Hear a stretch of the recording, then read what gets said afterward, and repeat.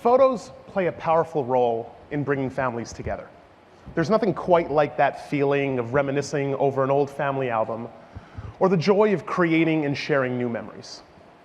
4 months ago, we launched Google Photos, and people love the product. We've seen tremendous adoption. In fact, in the short time since launch, people have already uploaded over 50 billion photos and videos.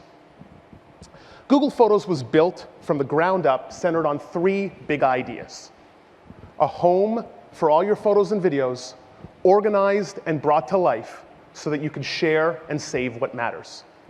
Today, I'm excited to announce 3 new features we've been working on to make it easy for you to share, relive, and hold on to the moments that matter with the people that matter.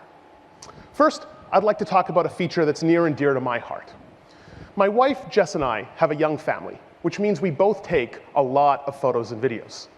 We each have a library of memories, often of the same event, and they're on 2 different devices with no easy way to pull them together. Not only that, but our parents keep asking us for photos of the kids.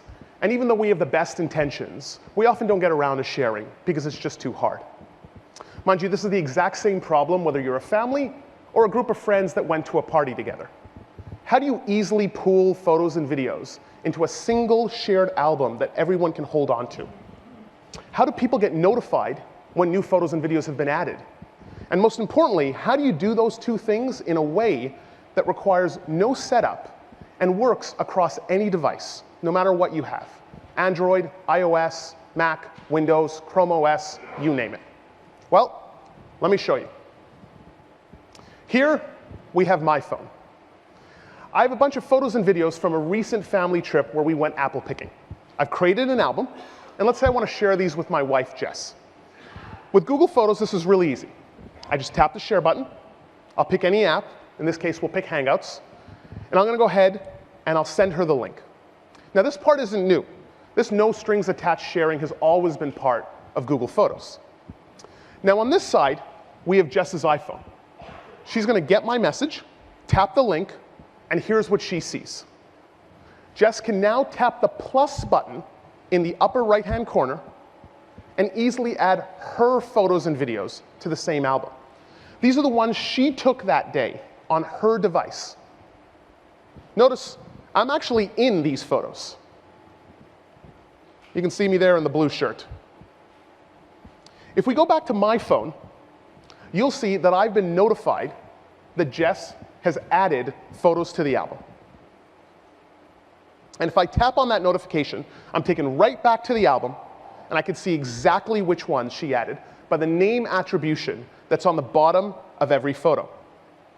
Jess and I now have a single place that has all the photos from the day, and we will both be notified anytime either of us adds photos and videos. This is a core part of the Google Photos mission.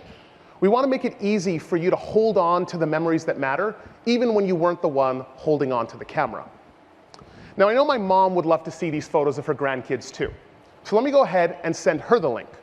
This time, I'll pop in an inbox. I'll pick a draft I already have ready, paste the link, and then we'll go ahead and tap send. If we go onto this side now, you're looking at my mom's tablet.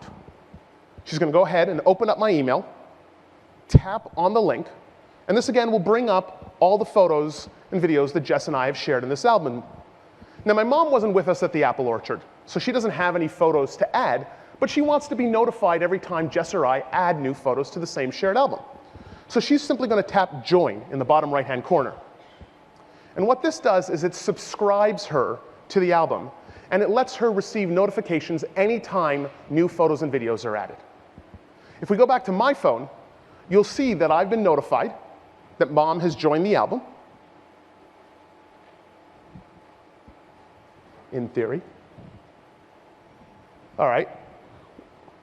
Well, normally I would get a notification that tells me that she's seen it and that I know that she's actually viewed the photos and she's telling me she wants me to send her more.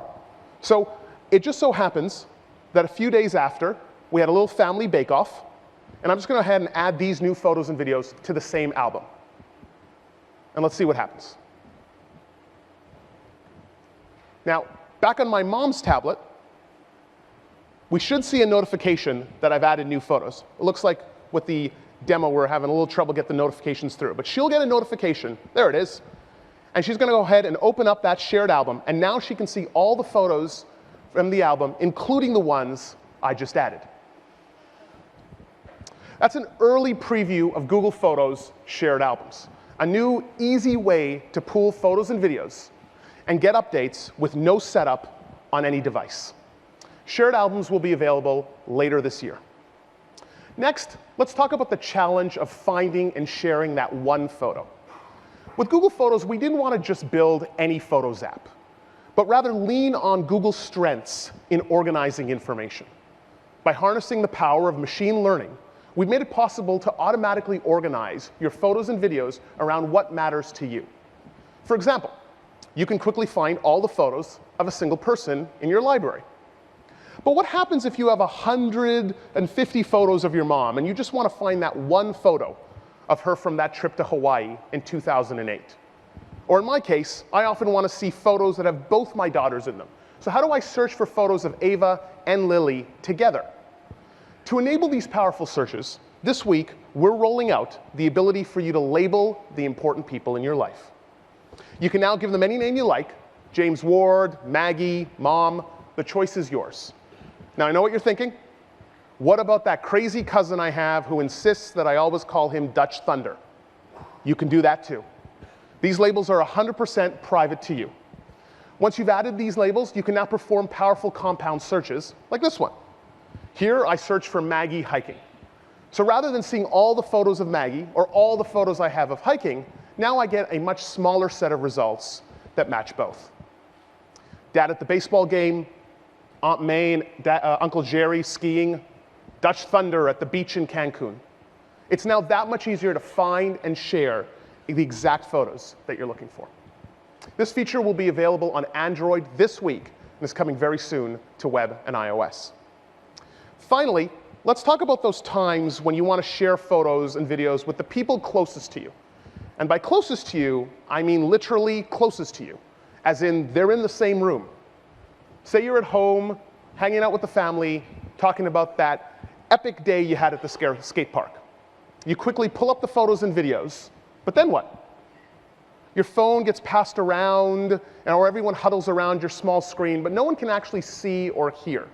Meanwhile, your TV is sitting 10 feet away, turned off, almost as if it's mocking you. Well, no more. We're bringing Chromecast to Photos. Let's take a look. Here again, we have my phone, and on this side, we have a TV connected to Cast. The Photos app has detected that a Cast device is nearby, so we'll just tap the button, select the device, and you'll see we're ready to go. When I tap into a photo, it immediately shows up on the TV. I can swipe through my photos and videos, and they will automatically update on the big screen.